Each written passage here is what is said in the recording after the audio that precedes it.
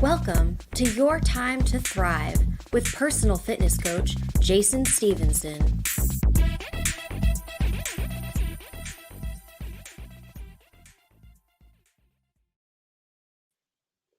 Hi, friends. Happy Wednesday. Welcome to the Your Time to Thrive podcast. My name is Jason. I'm your host, and looking forward to hearing from you today and speaking to you on the same level. Today, I'm joined by my amazing producer and good friend and confidant, Ben Barber. Today, we're going to be continuing the conversation. Yes, this guy. All right. This guy. Listen, I'm not a fan of him, but I get it. It's, hey, personal preferences, you know? Today, we are continuing the conversation from last week, talking about sleep and cold showers, or cold showers and sleep, however you want to see it. If you are listening live, like some feedback today, like some input as to how you've been sleeping. Do you track your sleep? Does it make a difference? I've been sleeping terribly since last week. Ooh, that's not good. But I have to say that the nights that I slept terribly were not preceded by a shower. Were not preceded by a cold shower. So I cannot blame it on that.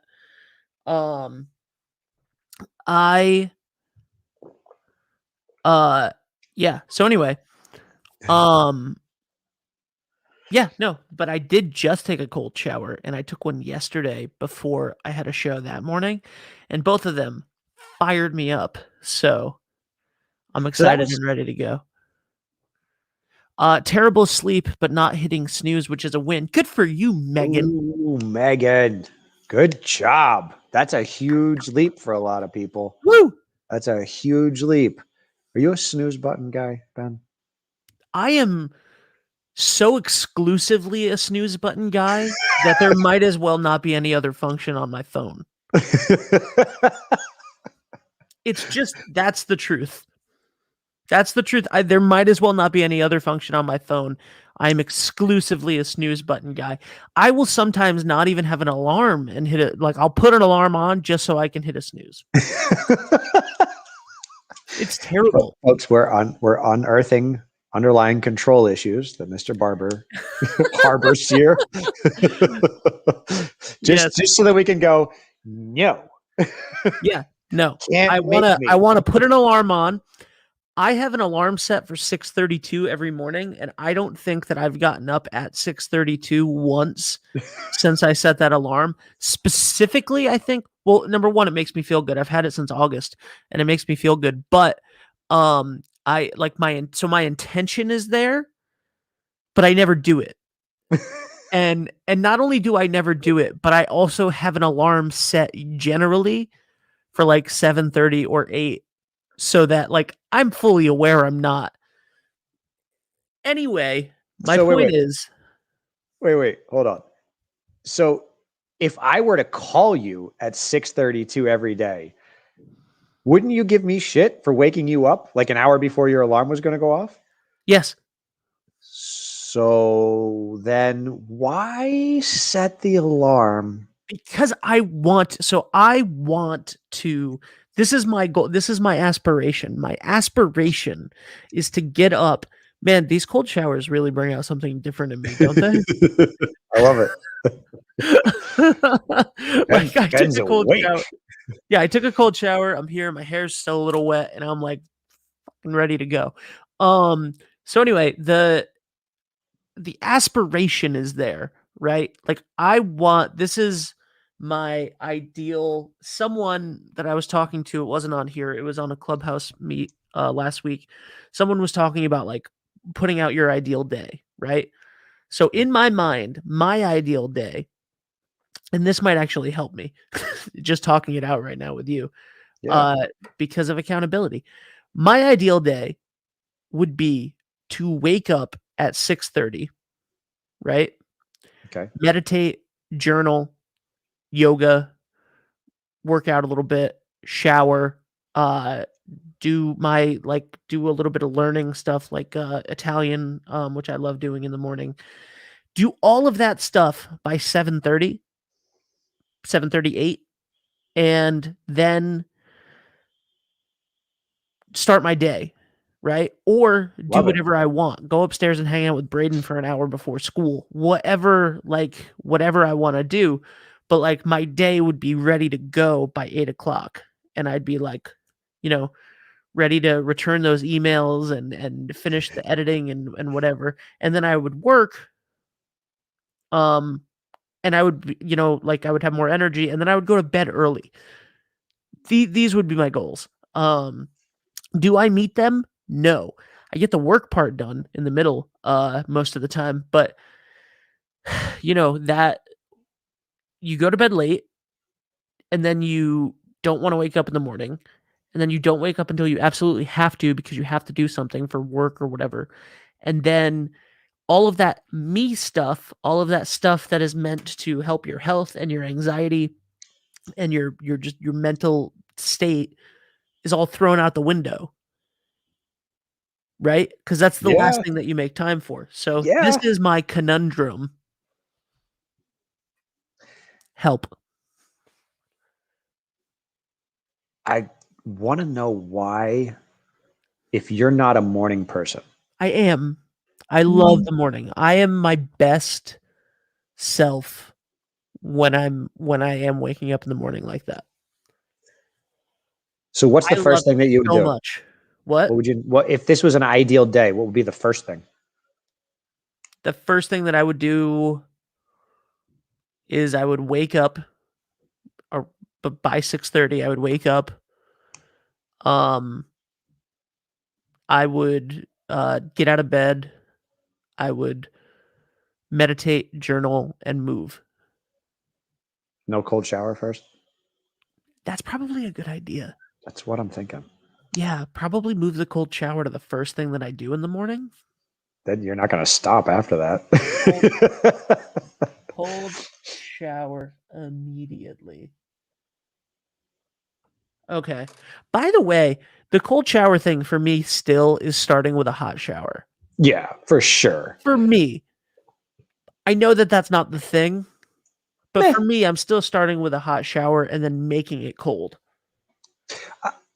Anyway, did you track your sleep this week? I did. How'd you do? I love it. I love it when the trainer messes up. All right, hold on. Let's go full screen. Mix of happy face, sad face, and meh. But I tell you, I got more sleep than I normally do. So, camera 7, 8. I got a couple nights of 8 hours of sleep, which is rare for me. But it's what I talked about last week. I really made a point of getting my ass into bed, which makes a huge difference in my sleep, obviously.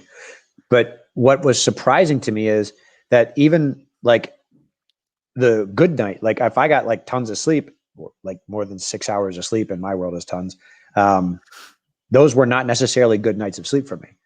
Like I still woke up a bunch of times, or I felt unrested the next morning. So that's why for me it's meh, because I still haven't found some consistency, even like the change. Because whenever I've read about tracking your sleep and talk to people about it, they say that you need consistency, whether it's weekend or weekday. You're supposed to go to bed around the same time and get up around the same time so that your circadian rhythms become a pattern and a habit and a ritual, and your body actually learns to go to sleep and wake up around the same time.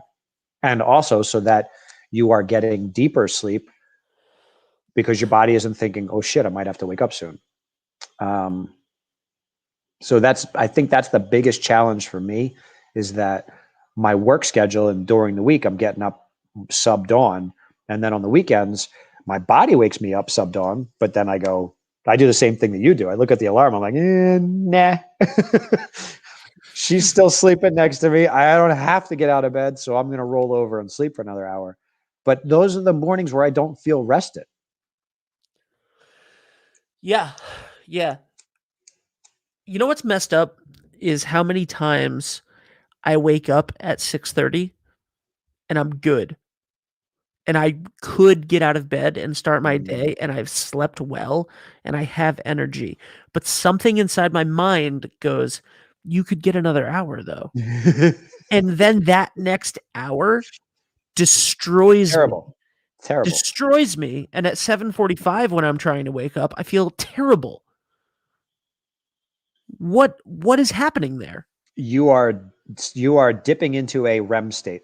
It's 20 and 40. So you need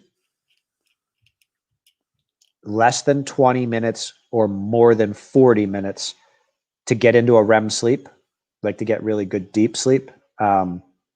Or not less than 20, but you need like, once you hit that like 20 to 40, and then you go past that, you're going to start getting into another circadian rhythm where your body actually slips into deep sleep. So that's why power naps are so powerful, because you get a little bit of rest, but you don't go down into a deep sleep. Like it's literally like swimming along the surface of the water. It's cool and refreshing, but you didn't go deep. When you get that hour of sleep, you've given your body the opportunity to start down and not come back up out of that deep sleep. That's why the snooze button is so frustrating in the application, because it's a control thing. It's a choice thing. It's like you can't make me thing. It's whatever it is psychologically, but it is physically bad for you because of that. Like you're experiencing that literally. You know what else is terrible about the snooze button, especially if you use an iPhone? It's 9 minutes. So every 9 minutes, you're woken back up. Because the snooze button was not designed to have multiple hits. Yeah. You weren't supposed to maybe relax. You were supposed Someone should have taught me that in school, Jason. Why did I learn algebra for 3 years? Oh, because standardized testing and school funding. Somebody should have taught me about how many times to hit the snooze button. Yeah, none. That's it. There should be no snooze button. When your alarm is set, you get up and go. All right. Yeah, that's it. So you going backwards here real quick. You find yourself frustrated by these habit choices. My suggestion would be to shorten the list of morning stuff. Prioritize it, like that which makes me feel more alive, like cold shower, meditate, move, and then get on with your day until you create a habit that you're getting up earlier. Not possible is what Megan says. Megan, what is not possible? Megan, what is not possible? You need to add context to the comments. We don't know when they came in. Not using a snooze button. I guarantee you her answer is not using a snooze button. But she said she hasn't been hitting the snooze button this week, which is a win. So it is possible if that's what she's talking about. It is. I wholeheartedly I don't agree. think people are going to like me if I start taking cold showers every day. And this is why? I'm full of piss and bringing a lot of energy right now. What's wrong with that? So think about that though. If you were going to do that and get up and take a cold shower, yep. So we got a confirmation, folks. Megan says yes. Yes. It is about the snooze button. So what if you were to start with a cold shower? Oh, okay. I'm sorry. She said not hitting the snooze button, which is a win, but she has now clarified that when she said not hitting the snooze button, she did not mean never hitting it. She meant that she only hit it once, not more than 5 times. Yes. And Peg, aka Mommy JJ, says getting up with a routine is the same health-wise to having a bedtime routine. Yes. So is a good bedtime routine to stay up until you are absolutely exhausted and then stay up a little bit longer than that. Then constantly stay on your phone the entire time. Put on a YouTube video, set your phone for a sleep timer, and then put the YouTube video 2 inches away from your head until you try to fall asleep. That's ideal. That's ideal. That's ideal. I knew I was doing it well, and I just wanted clarity. You wanted confirmation. I wanted confirmation. I so appreciate you, Jason. Well, I'm here to support you and love you in whatever way I can. I like the proximity of the phone too. For me, as close as you can get it to your head. Yes. While you're sleeping. It's this. You know, if it can touch me, then it's good. Well, then it's good. why worry about radiation if it's touching me? Then I'm not getting radiation, right? My friend sleeps on his back, and he always puts his phone up to like look at something at night, and then it falls on his face. So he falls asleep. I have circumvented that by sleeping on my side. I like it. Sleeping on my side, phone in the hand. No injury. We're not No dropping injury. it. This is safety, folks. This is your time to thrive. This is how we do it. Okay, sleep on your side so your phone's in your hand, not above you. It's smart, right? That's safer. I'm so sorry. So sorry. Your first step should be to not sleep with your phone, honestly. Get your phone out of the room, get it away from you. If you need it as an alarm, I know. For logistically, Ben, for you, that's a little bit challenging, but as far from you as you possibly could. Out of the room is insane. Look, go online right now. eBay has alarm clocks for $3.99. You can go to Walmart and buy one for $1.99 probably. There's probably one at the dollar store. There's probably one in my room somewhere in a box. Oh my God. So why are we using our phones for alarms if it is knowingly bad to have the phone in the bedroom and around us at night? Like, why are we using them for alarms? Because it's just so goddamn convenient that I can hit like 7 snooze buttons. I can set like 8 alarms. I guess so. I like that. Hold on. I like that I got up to get my water bottle and I took myself off camera, but then as I'm taking a vitamin D supplement, I don't take myself off camera. Okay. That's real. Take real supplements, right? Damn right.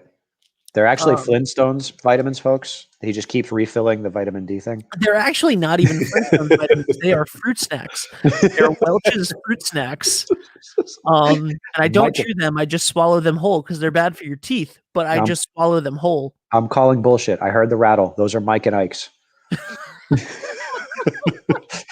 Fruit chews would not rattle. Your mom said if you put your phone and or iPad in a room with a plant and leave it in overnight, it will eventually kill the plant. Yes. You can YouTube it. So bad for you. True story. So those with a green thumb. How close to the plant? Yeah. How close to the plant? I'm just asking. We're going to have to YouTube it, Ben. If I put my phone outside, would it kill all of the... It would kill the grass. If I leave it on the grass, will it kill the grass? Will it kill the grass? No, there have been plenty of studies about the damaging impact I believe you, by the way. Radiation and the phones and computers. It really is crazy, isn't it? That like we know the things that are bad for us. We know the things that are self-destructive, like hitting the snooze button or not getting up early enough to accomplish what I need to, or not going to bed early enough, or skipping a workout, or, not eating vegetables with most meals, like we should have vegetables with all of your meals. Like it's not hard to eat a vegetable. Find a vegetable you like.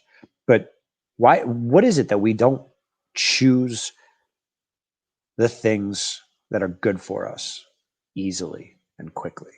What is that?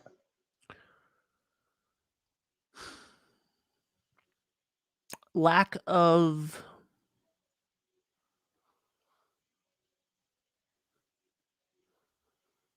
ease. Yeah. Right. It's convenience. Convenience. Yeah. So, I mean, a sandwich, I've said this before. I have a friend who I used to hang out with, and we were eating lunch one day and he just put down his sandwich and he was like, I don't think I've eaten a vegetable that is not iceberg lettuce on a sandwich in months. Oh my God, I'm going to die. Yeah, so I think it's easy. I think it's convenience, right? It's super easy to grab something that is processed or that is most of the time sandwiches only have like iceberg lettuce or maybe like some fake tomatoes on it. Yeah. And you can, you're just grabbing it and eating it. Or maybe a pickle. Hey, maybe pickles a are good for you. Maybe a pickle. Fermented vegetables. So, I think that the ease of use there is, but I do it like at my house, right? So like I haven't gone out of the house in a year, and I um will make a sandwich sometimes for lunch, and there are baby carrots and cucumbers in the bottom drawer. We have like a two-door fridge, and then a drawer underneath, Yep. which is like a crisper. Yep. And then the freezer at the bottom. And the amount of times I just don't open the middle drawer where the baby carrots and cucumbers and fruit and stuff is, most of the time, like an overwhelming majority of the time, like, and when I just do something simple, I loved last year from April to June. I was working a lot, and I was also in charge of virtual distance learning. And and Dave would make Braden and I lunch every day, and he would just bring me a sandwich, and it would have a sandwich and some pretzels and some baby carrots or something on it. And I loved those lunches so much. When I stopped being that busy at that moment, and he wasn't, if he's not making a sandwich for Braden, he's not going to make me a sandwich. Like, we're adults. So when I started making my own lunches again, I stopped putting the baby carrots on my plate. Why? I don't know.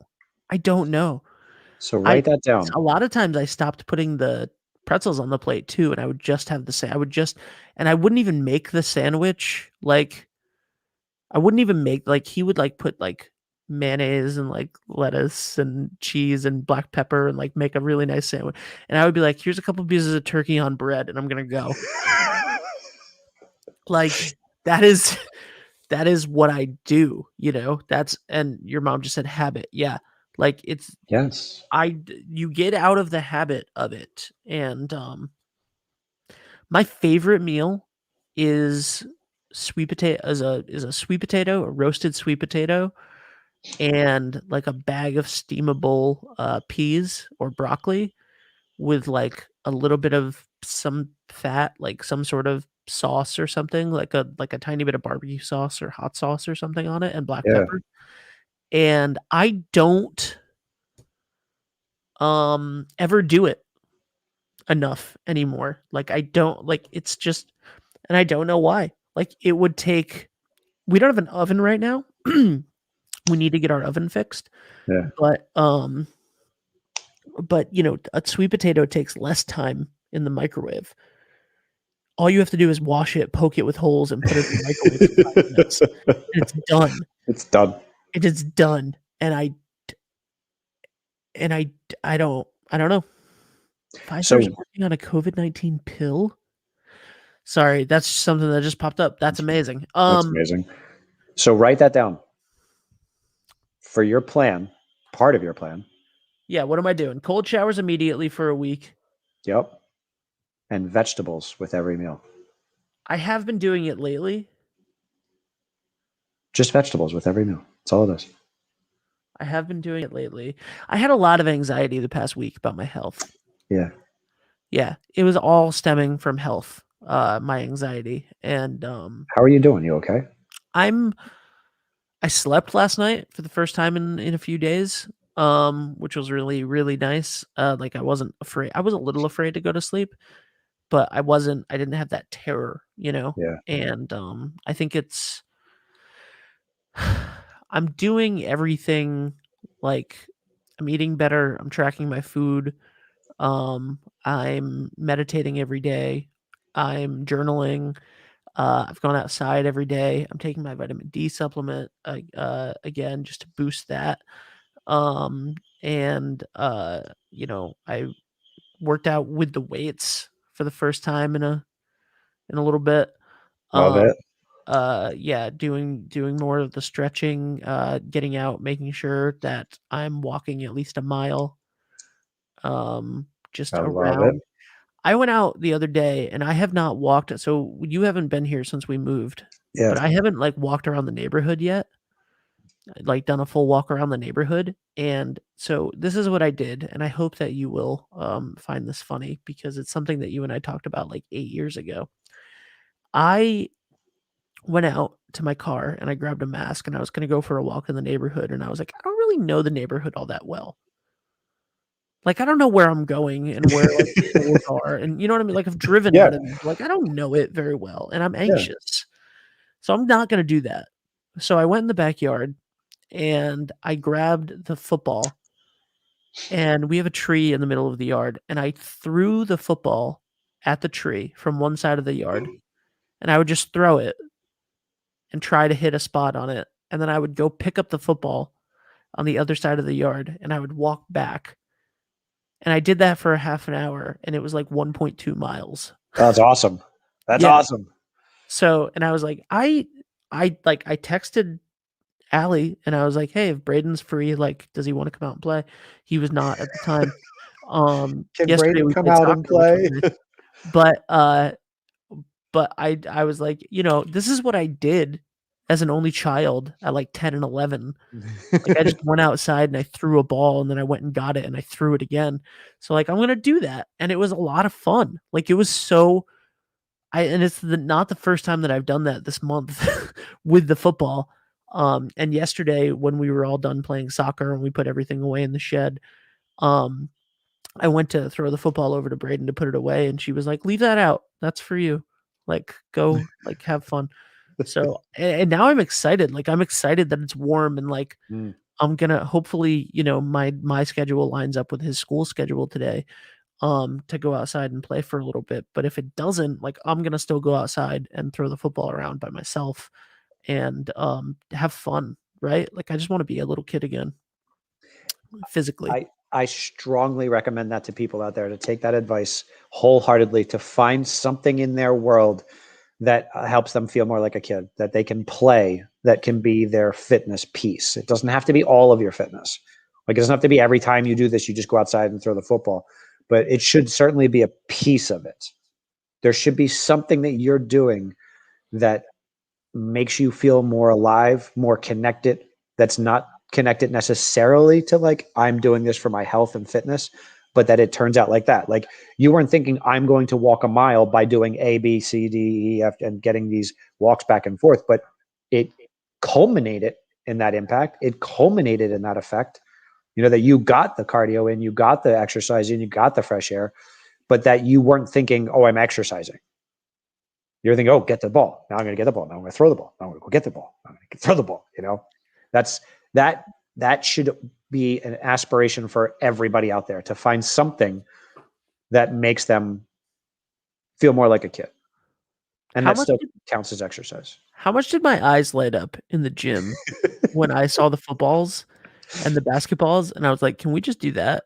Yeah. And you were, and like, it was just an empty gym. So you were like, all right, today you are going to grab this basketball and you are going to dribble it the length and then around the gym and then come back. And I was like, this is amazing. Yes. Yeah. Yes, right. That is what I want to do. So, you know, that's, yeah, it doesn't have to be on the treadmill, folks. It can be if it makes you feel good, but if you can find some fun, get active out there. Dude, I saw something that I thought that you would like today. There was like an infomercial like on Facebook, like a, you know, just a commercial on Facebook, a long form commercial that somebody shared of this new product that is a scooter. It's a walking scooter. So it looks exactly like a scooter does, you know, like the Razor scooter types, but bigger. Yeah. And instead of just a footboard, it's a treadmill, and it gets powered by you walking. So you walk in you walk in place on the footboard, and it's electric and it propels it forward. So it's a scooter, but you have to walk. But you're walking way faster than you would be. Yeah, so it powers you further, faster. Yeah. Oh, it's a crazy idea. Yeah, it's like a moving treadmill. That like you could actually like use to steer. Yeah. I love it. I was like, this is ridiculous. I want it. Well, it would go past my frustration with stationary cardio machines because I've always felt like it's an enormous amount of effort to travel nowhere. Like you can get on a bike or or treadmill and spend an hour moving on it and have never moved in space at all. And I understand logistics. Go ahead. Quick question. Fire it off. For you, I want your opinion on this. That machine that I love, you're familiar with it. I don't know what it's called. The elliptical. But it's not an elliptical. Do you mean the ellipticals from Anytime, or do you mean the AMT, the adaptive motion machine? What's the AMT? So the adaptive motion machine gave you the capacity to move your stride to the length that you want it to. Were you on something where the stride was fixed, or did you like the one where your stride moved? I liked the one that you have at Precision. Yes, so that's an elliptical. That's a Precor elliptical. I thought that the elliptical moved your arms as well. So there are multiple versions of ellipticals. Some are total body and some are lower body. Okay, yeah, so this is the lower AMT. So this is a lower body elliptical, meaning that the arms are fixed. But it's a cross ramp, right? Yes. So it's went up, went down. Yeah. So still an elliptical. Okay, so that machine that I love, that one, like it's my favorite. I hate a treadmill. I used to love the bike, but this is my favorite machine, and it has been for 20 years. I found this company that sells used equipment in Rhode Island. I found one for like $950. Should I buy it? Have you measured your ceiling height? It's fine. Have you measured your ceiling height? I guarantee the ceiling is like 9.5 feet. It may have to be. Yeah. What you're talking about is a commercial grade piece of equipment. The step up height on those are usually 18 inches average. Like when you stand on that, you add at least a foot to your height. So that would be something to ask the seller what the step up height is on that. They'll know what that means, and find that out first. So if it fits, then yes, because my number one rule of thumb with fitness equipment is, will you use it? Because there's no point in buying anything. Those things make great coat racks. If you're not going to use it, don't spend the money. But if you'll use it and you know you'll get on it, then it's worth every penny. All right. I'd rather you get outside. I just want to. Well, I want to get outside too, but that would be my favorite thing to do at like 6 o'clock in the morning. Yeah, which would be great for you, man. Yeah. Play something fun on YouTube or play some great music and just get your body moving. Yeah. Yeah. Check the step up height and floor footprint. So that you want the floor footprint and the step up height, and they can give you those dimensions. You can actually find those on the manufacturer's website. All right. Will do. So I got some stuff on the cold shower. I got some data, some information. Let's do it. I love data. We did some research. So first and foremost, before embarking on... Data is my favorite Star Trek character. Data, right? Data. Who cares? Data. He does. Who cares? I think he would. Or the writers would. I don't think he would, because I don't think that he has human emotions. I think the Star Trek fan base is going to have something to say about that. Listen, if I worried about what the Star Trek fan base thought of me all the time, okay, I would never do anything. So first and foremost, before embarking on any outside the box fitness endeavors, folks listening and watching and recorded versions, talk to your doctor. Especially something like this that we're talking about. This cold shower application has, it's altering, right? It is a major adjustment that your system has to adhere to. So if you have any kind of heart issues, any kind of cardiovascular respiratory issues or concerns, inflammation issues, talk to your doctor. Consult with somebody that knows your health history and just clear it and make sure that it's okay and safe. Because we want to be careful, right, folks? take our advice as it is given freely, and do your own research as well. So in my research, what I found was that this kind of stuff has been done for a very, very long time, deeply rooted in some of the oldest cultures that we have in our world, in Asia, Egypt, and India, in both applications of warm and hot hydrotherapy for lots of reasons. The cool part is, though, that a lot of research has been done recently within the last 5 to 10 years. And some of those studies have actually come out with some pretty cool stuff. A lot of it does not have scientific backing because there have not been, what they say in some of the journals, is large enough studies to give you this information. But there have been a lot of similar responses to the therapy. So it's not to say that getting a cold shower every day is going to boost your metabolism. However, a lot of the people that have done cold shower therapy, whether it's in the morning or at the night, have noticed and recorded a boost in their metabolism. Same thing with the stimulation of their immune system and of their antidepressant hormone development. So kind of demonstrated by our wonderful friend Ben here, we can say that coming out of the cold shower, he was definitely not depressed. No. But now that it's been an hour, I do feel it coming back on. Coming back a little difference, right? So time to go get another cold shower. We're going to get a spray bottle with a little spritz. So it does boost alertness. It increases your circulation.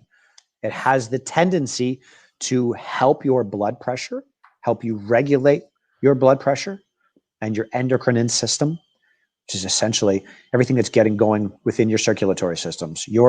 Builds your mental endurance and your tolerance. So here's the one that I really liked, actually, because it didn't have anything like that was really like scientific. Like, it's not going to be like, oh, I'm now mentally more tough. But can you tell me, Ben, that it takes a little bit of wherewithal and a little bit of fortitude, so to speak, to actually stand under a cold shower? It definitely does, which is why I start with a hot shower and then I gradually put it down. But it does take some fortitude for sure. It's just like anybody that's ever done a polar plunge. You got to kind of psych yourself up a little bit. Yep. Jump in that water first. So that's a benefit, though. That's something that as we are evolving from our ancient civilizations of hunter-gatherers and had all of these fight or flight instincts that were actually life-saving, there's not a lot of things that we deal with on a day-to-day basis. And I say just general statement. Culturally, our civilization does not deal with a lot of things that helps you build mental toughness, because most of our life is built around convenience. Kind of like what we were just talking about, like snooze alarms and not wanting to go to the gym. It's convenient and easier to just, grab McDonald's and hit the snooze button, right? So yep. Anything that can help build that mental toughness is a good thing. Tones and tightens your skin, and it may or may help improve your sleep. There's two benefits that were actually tracked enough that they said, hey, this looks anecdotal. Let's see. Meg says she tried at the end of my showers this week, can only last a minute under the freezing cold, but did help with energy levels in the morning. I love it. So that's the homework, folks. Who else is going to experiment with the cold shower? And here's my suggestion, because this is something that Ben and I were just starting to talk about. Jason just knocked himself out of the show. So I don't know what his suggestion is, but he just knocked himself out of the show. Hopefully he will come back in a second. If he doesn't, I'll wrap it up. But Jason, I don't know what that was. All right. I think I brushed my mouse pad on my laptop here. Sorry about that, folks. Brief technological difficulties here. Thanks, Meg. What I was talking about was the application of your cold shower when you take your cold shower. So my suggestion is to pay attention. When you take your cold shower, does it wake you up? Does it increase your alertness? Are you ready to go and full of piss and vinegar? Then I don't suggest doing it before you go to sleep. But if you have the calming effect from it and your body kind of settles down and you feel relaxed from it, then try it at night. But you're going to have to experiment with that because each person is going to have a different response from it. and figure it out, because you don't want to force something on like, oh, I'm going to take my cold showers and then be fired up and full of piss and vinegar at the end of the day. And then you're wasting that opportunity. Right. Yeah.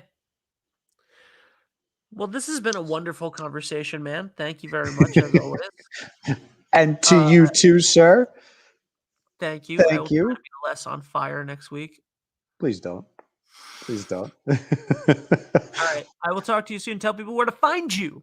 Oh, come find me anytime you want to, folks. The easiest way is on the website, thrivetrainingteam.com.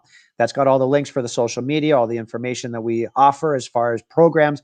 I am available for consultations whenever you wish, and questions are always free. Otherwise, friends, have a great and healthy day. Get out there, get some sunshine, go jump in a cold shower and see how it feels. Have a great day, folks. Talk to you soon.